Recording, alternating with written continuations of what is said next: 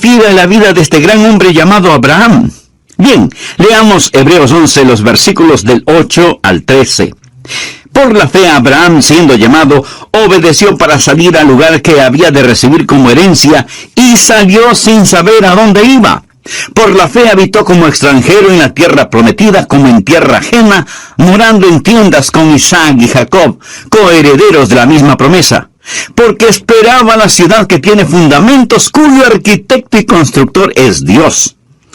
Por la fe también la misma Sara, siendo estéril, recibió fuerza para concebir y dio a luz aún fuera del tiempo de la edad, porque creyó que era fiel quien lo había prometido. Por lo cual también de uno, y ese ya casi muerto, salieron como las estrellas del cielo en multitud, y como la arena innumerable que está en la orilla del mar. Conforme a la fe murieron todos estos sin haber recibido lo prometido, sino mirándolo de lejos y creyéndolo, y saludándolo, y confesando que eran extranjeros y peregrinos sobre la tierra. Hasta aquí la porción de las Escrituras. Ahora, por favor, busque Romanos 4:11, en donde se le llama a Abraham padre de todos los creyentes. Así que Abraham tiene más o menos cubierto el mercado cuando se trata de la enseñanza de la fe. Escúcheme con atención. No puedo enfatizar lo suficiente la importancia de la fe. Y no estoy hablando de algo incidental. En Hebreos 11:6 leemos, pero sin fe es imposible agradar a Dios. Y usted quiere agradar a Dios, ¿verdad? Bueno, si usted quiere agradar a Dios, hágalo sin que importe a quién desagrade. Pero si usted desagrada a Dios, no importa a quién agrade. Y no hay manera de agradar a Dios sin fe. Lo repito, esto no es incidental, esto es fundamental. Fe es la marca del creyente cristiano. Los primeros seguidores fueron llamados creyentes antes de ser llamados cristianos. Es nuestro deber principal el creer en Dios. En Juan 6:29 leemos, respondió Jesús y les dijo, esta es la obra de Dios, que creáis en el que Él ha enviado. ¿Desea usted servir a Dios? Su deber principal es creer en Dios. El pecado supremo no es la incredulidad. El pecado más grande no es el asesinato, ni la violación, ni el robo, ni la corrupción, ni la tiranía. El pecado más grande, mi amigo, es la incredulidad. Cuando el Espíritu Santo de Dios viene al mundo, viene a convencer a los hombres del pecado, porque ellos no creen. La razón por la que los hombres están perdidos, condenados y rumbo al infierno, no es por algún pecado que hayan cometido, es porque no han creído. La Biblia dice en Juan 3:18, el que en él cree no es condenado. Pero el que no cree ya ha sido condenado porque no ha creído en el nombre del unigénito Hijo de Dios. La incredulidad es la fuente de todos los demás pecados. Adán y Eva pecaron en el jardín del Edén porque no creyeron a Dios. La vida cristiana debe ser vivida por fe. Hebreos 10:38 lo dice claramente, mas el justo vivirá por fe. Amigos, se lo repito, sin fe es imposible agradar a Dios. Usted nunca tendrá éxito en su vida cristiana si es que no cree en Dios. Esa es la razón por la que estamos estudiando sobre algunos campeones de la fe o héroes de la fe. Ahora, lo que le voy a decir seguramente le asombrará. Abraham fue un pagano idólatra. Vivió en un lugar llamado Ur de los Caldeos, cuando Dios le habló y le inscribió en la escuela de la fe, 2000 años antes del nacimiento de Jesús en la tierra. Abraham fue un pagano, y además tenía 75 años cuando asistió a la escuela de la fe. Así que no me diga que usted es demasiado malo o demasiado viejo como para no querer caminar esta gloriosa vida de la fe. Por supuesto que puede, piénselo. Un hombre de más de 70 años vive en tierra extraña. Tiene una esposa muy linda, tiene familia, tiene un negocio, y como lo vamos a ver, él lo deja todo para ir a un país que nunca ha visto y marcha bajo órdenes selladas. Dios no le dice a dónde va a ir. Dios no le dice cuánto tiempo se demorará en llegar a ese lugar. Dios no le dice qué es lo que tendrá que hacer una vez que llegue, ni por cuánto tiempo se quedará allá, ¿O qué es lo que va a suceder? Dios simplemente le dice, levántate y vete. Y él así lo hizo, inscrito ya en la escuela de la fe. Y la palabra de Dios dice que Abraham y Sara fueron extranjeros y peregrinos en la tierra de Canaán. Lo mismo que nosotros. Note que Abraham no fue un fugitivo. No estaba huyendo de su hogar, no era un vagabundo, no estaba buscando una casa, era un extranjero lejos de su hogar y era un peregrino yendo hacia su hogar. Y eso vamos a aprender acerca de él, porque lo que es verdad sobre Abraham no es una mera historia. Ha sido escrita para nuestro beneficio. ¿Por qué cree que Dios puso esto aquí en el capítulo 11 de Hebreos? Si no fuera para que sirva de inspiración y sea una herramienta informativa para que nosotros podamos usarla. Quiero que aprenda 6 poderosos principios y oro para que el Espíritu Santo de Dios los inscriba en su corazón. Vienen directamente de las páginas de las Escrituras para ayudarle a que tenga una fe dinámica que traerá el cielo a su alma. Espero que usted esté listo mental y espiritualmente. El primer principio es un principio auditivo. Debemos escuchar a Dios. Leamos Hebreos 11:8. Por la fe Abraham, siendo llamado, obedeció para salir al lugar que había de recibir como herencia, y salió sin saber a dónde iba. Siendo llamado es una frase operativa, o sea que oyó la voz de Dios, fue llamado. Recuerda lo que dice Romanos 10:17. Así que la fe es por el oír, y el oír por la palabra de Dios. Es un principio auditivo. Usted debe escuchar a Dios. Si leemos la historia de Abraham en el capítulo 12 de Génesis, vamos a encontrar que Dios le habló a Abraham en forma personal. Leamos los 3 primeros versículos. Pero Jehová había dicho a Abraham, vete de tu casa y de tu parentela y de la casa de tu padre a la tierra que te mostraré. Y haré de ti una nación grande, y te bendeciré, y engrandeceré tu nombre, y serás bendición. Bendeciré a los que te bendijeren, y a los que te maldijeren maldeciré. Y serán benditas en ti todas las familias de la tierra. Abraham oyó la voz de Dios, quien le dijo que le mostraría la tierra a la cual debería ir, que haría de él una nación grande, que bendeciría a los que le bendijeren, y que maldeciría a quienes le maldijeren.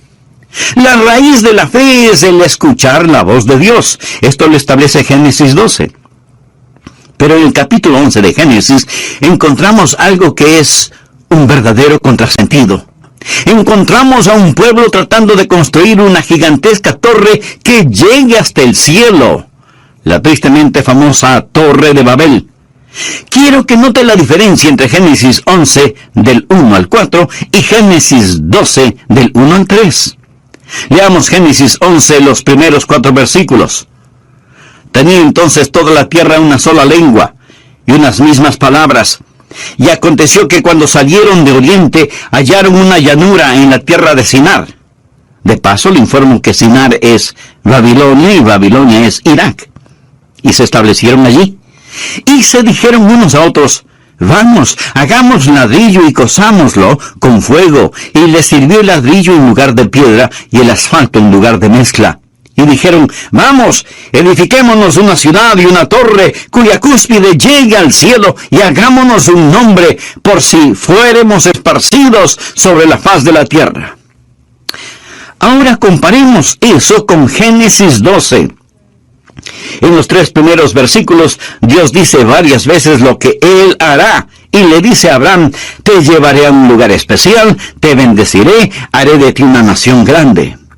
En Génesis 11, el hombre dice, hagamos esto y hagamos aquello.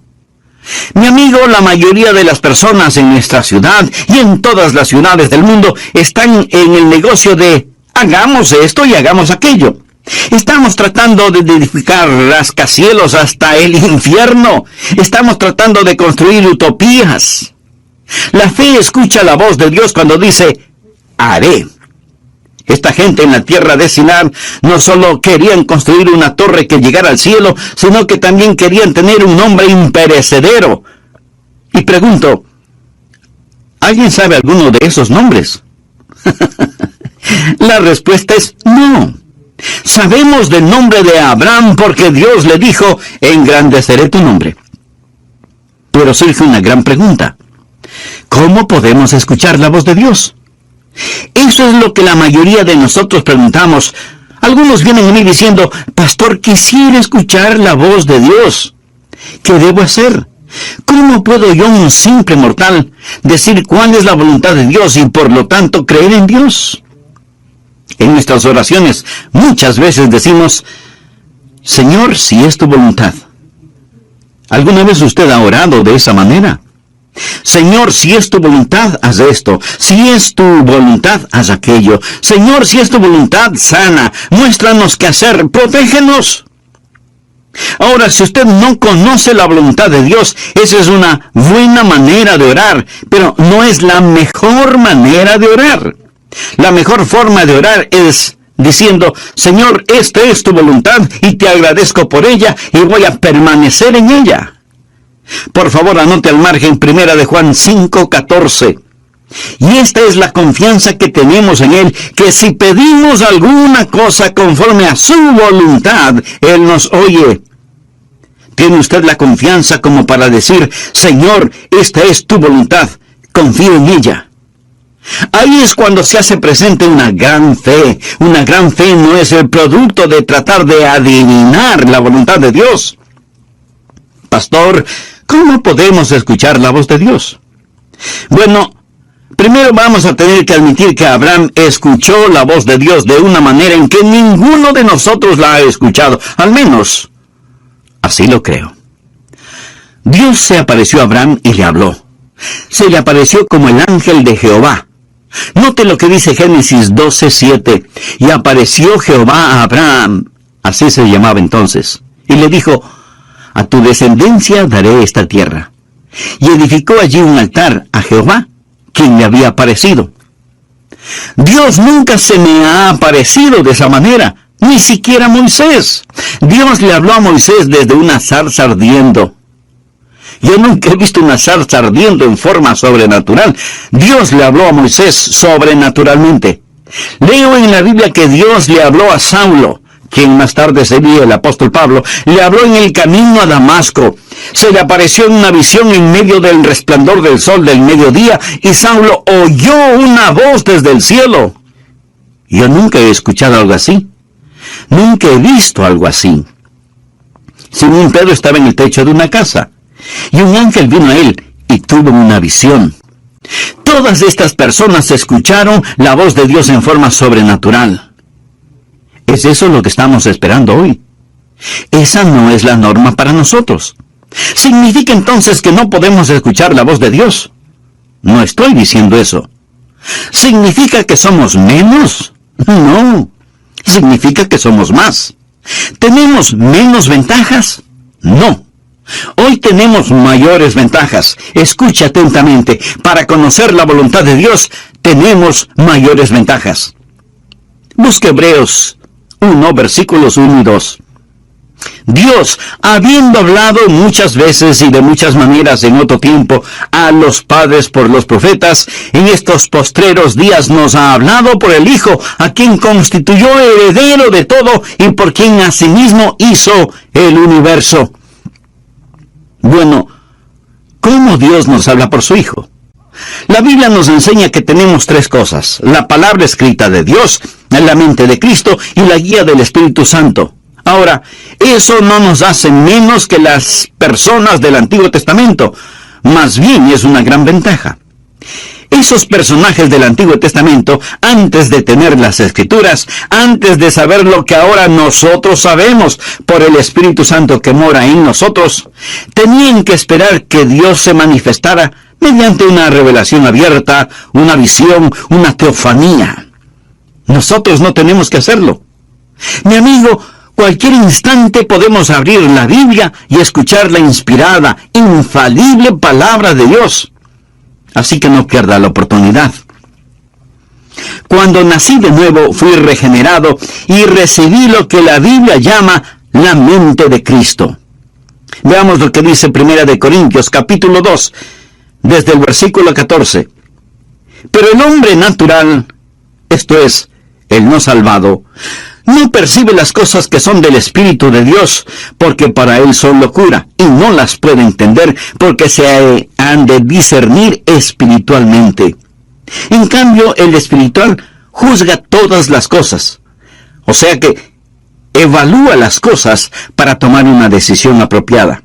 Pero él no es juzgado de nadie, porque ¿quién ha conocido la mente del Señor? ¿Quién le instruirá? Ahora ponga atención a la siguiente frase. Mas nosotros tenemos la mente de Cristo. Y no lo tome esto a la ligera.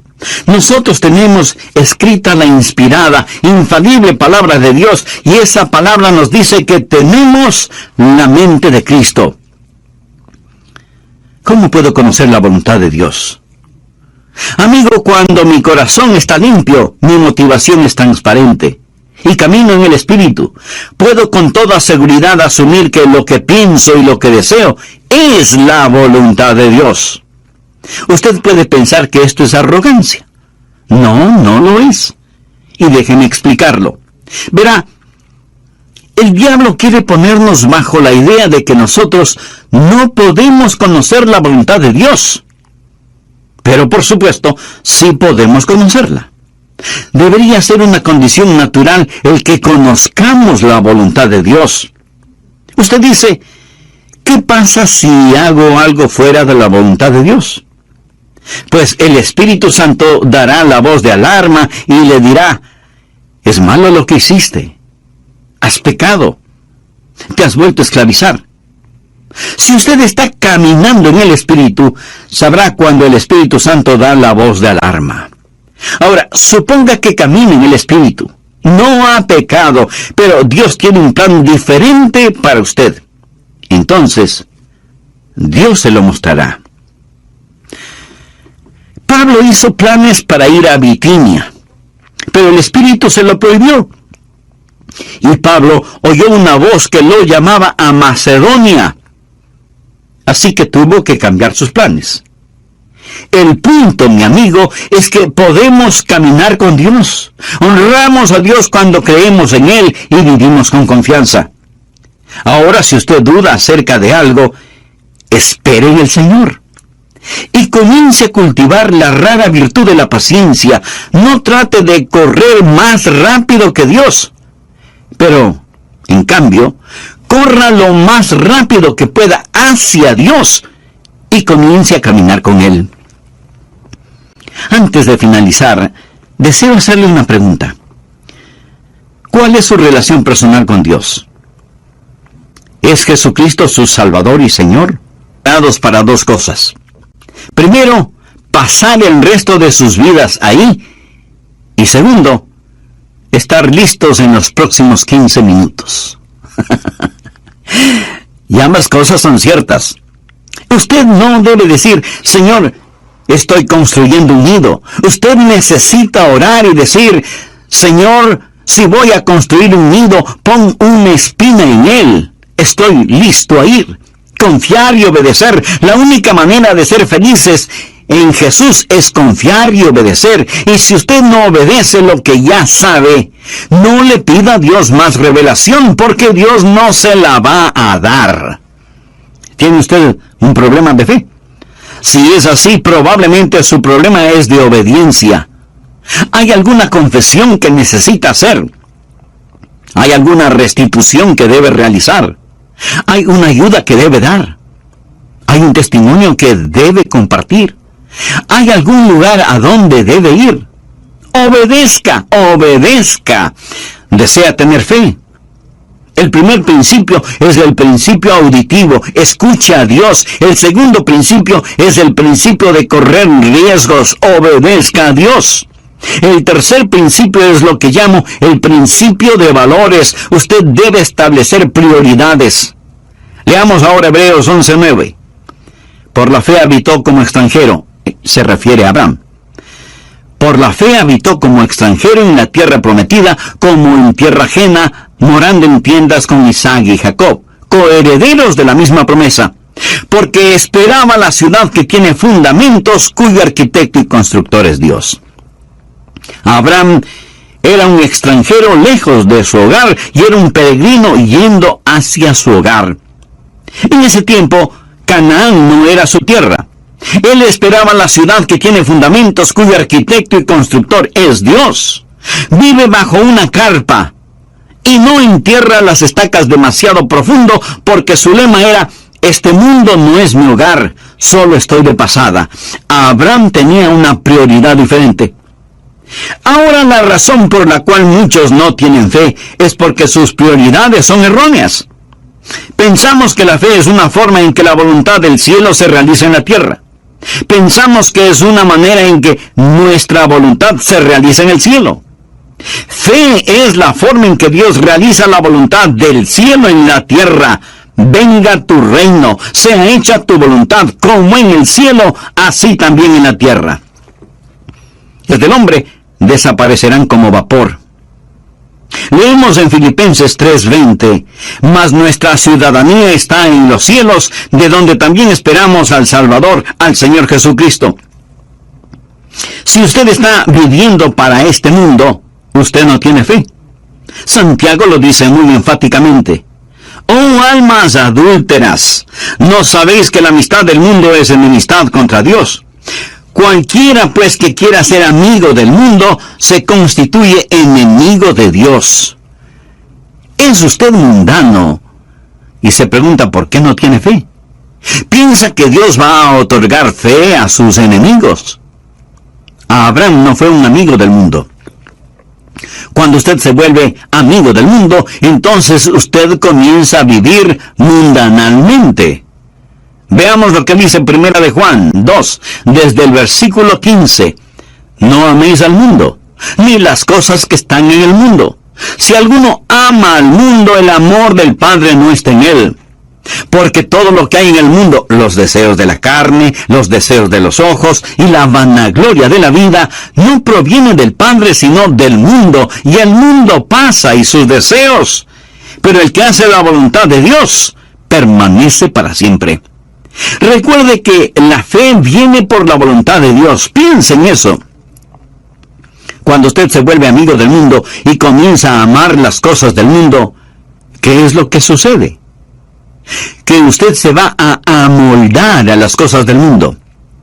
Leamos Romanos 12:2. No os conforméis. Quiere decir que no debemos dejarnos manipular ni amoldar.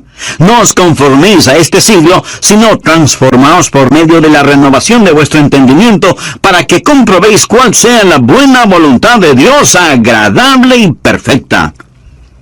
Recuerda lo que dije, que usted necesita la mente de Cristo para conocer la voluntad de Dios.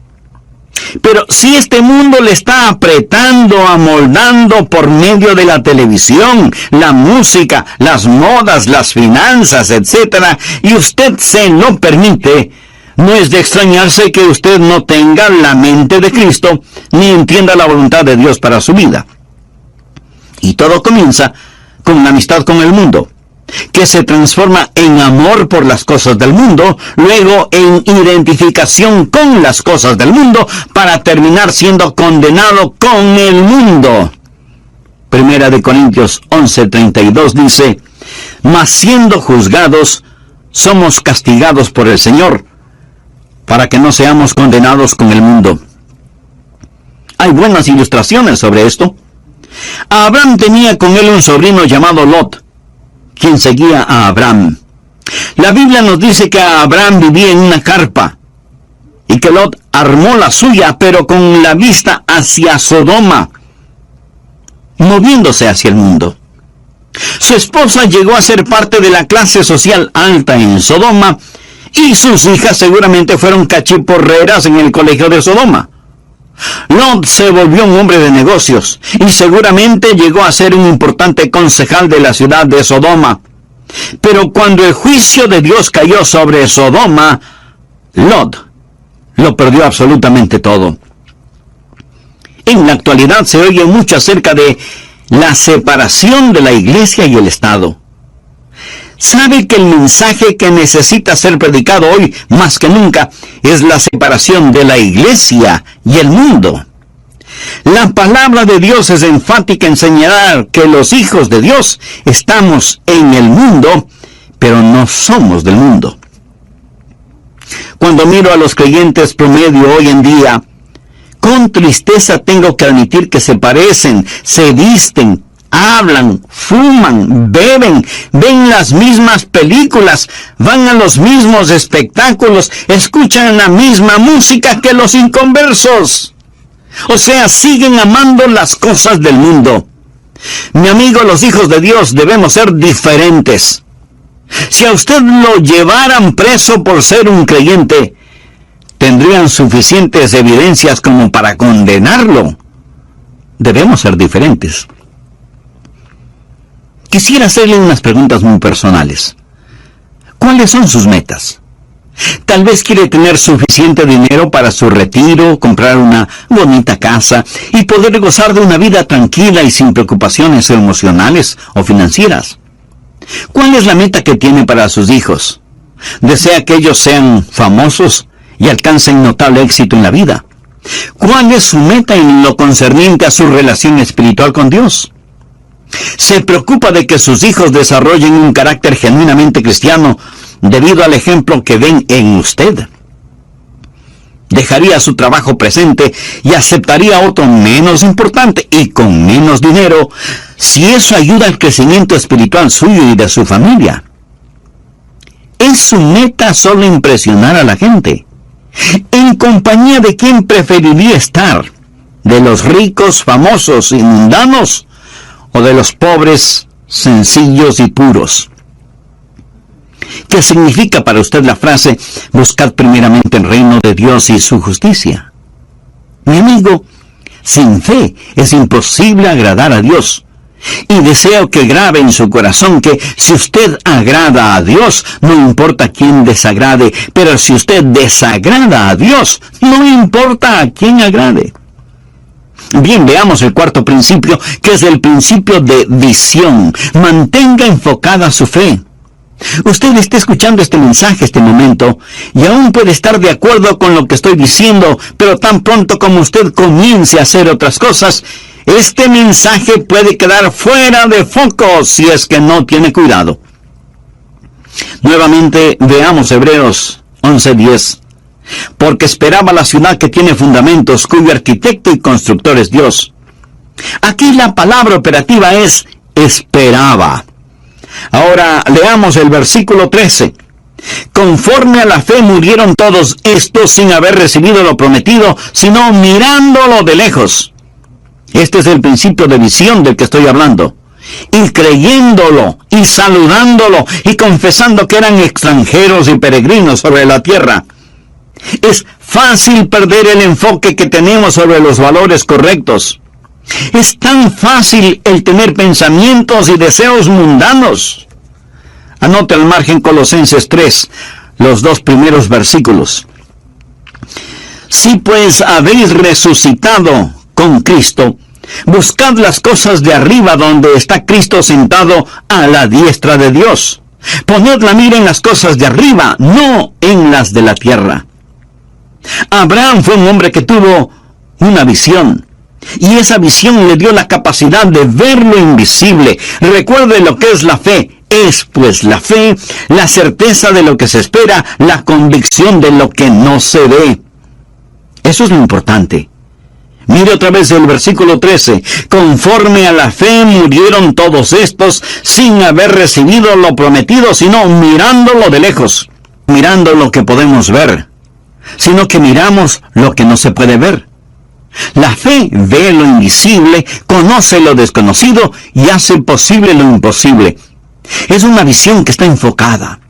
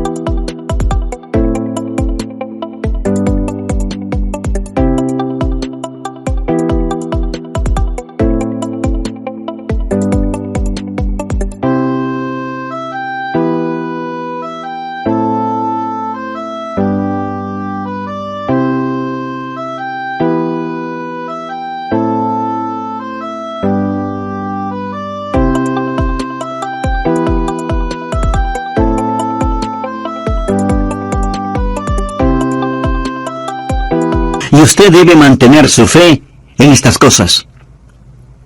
Un hombre fue al consultorio de un psiquiatra.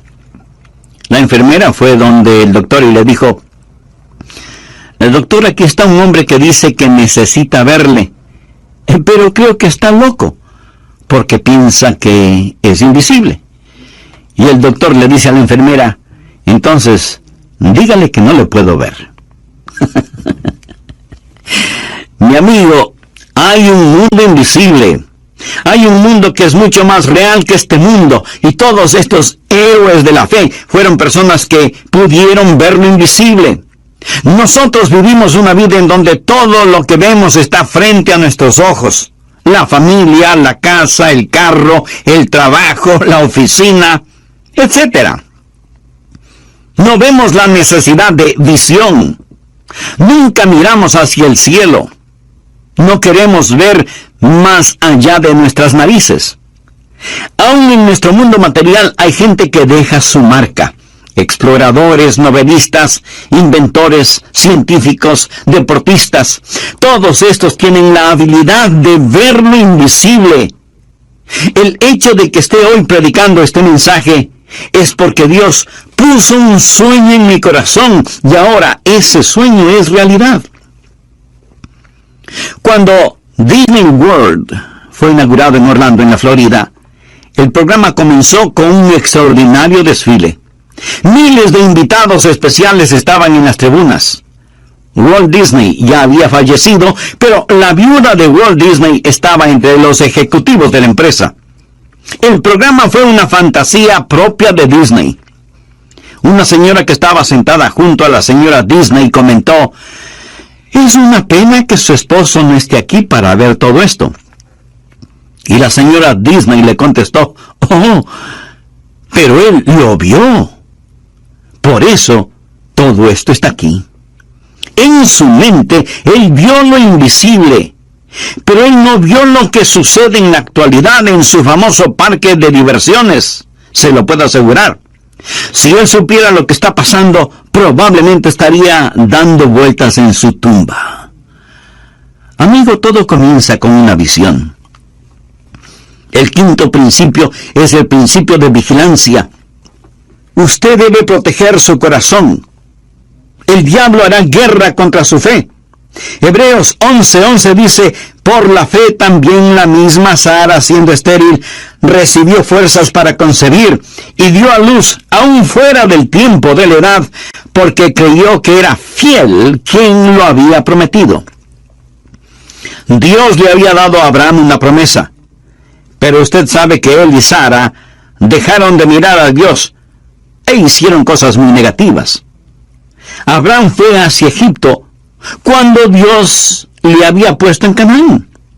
Pero Dios puso a prueba su fe y Abraham al principio fracasó en la prueba. Amigo, Dios probará su fe. Una fe que no puede ser probada no puede ser una fe confiable. La Biblia habla de las pruebas de nuestra fe. Cuando usted vive una vida de fe, no todo es color de rosa. Su fe va a ser probada. Abraham debió quedarse en la tierra de Canaán a pesar de que había hambruna. Si él sabía que Dios lo puso allí, debió haber dicho: aunque pase hambre me voy a quedar. Si Dios me puso aquí, Él me cuidará. Esté vigilante. Su fe va a ser atacada. No siempre va a ser fácil vivir una vida de fe. No crea que todos los salvados están dentro de las iglesias y que todos los perdidos están fuera de las iglesias. No es cierto. En el hogar, no crea que no va a tener ningún problema en su vida matrimonial solo porque tiene fe. En la vida, no piense que no va a tener quebrantos y a derramar lágrimas. Amigo, usted va a enfrentar problemas a pesar de vivir una vida de fe. Pero Abraham retornó a la vida de fe. Vamos ahora al sexto y último principio, el principio de la victoria. Goce de las bendiciones.